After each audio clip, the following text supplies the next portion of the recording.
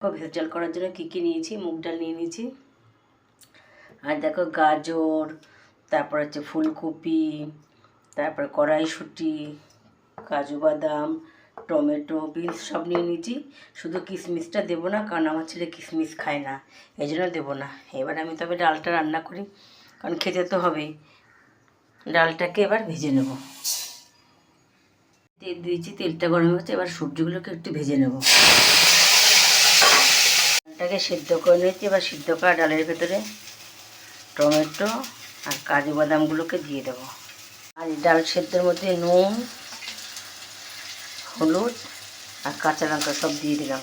ডালের জন্য সবজিগুলো ভাজা হয়ে গেছে, এবার ডালের ভেতরে দিয়ে দেবো। ফোড়ন দেওয়ার জন্য জিরে, শুকনো লঙ্কা, তেজপাতা ফোড়ন দিয়ে দিলাম। এবার আদা জিরে বাটা দিয়ে দিলাম।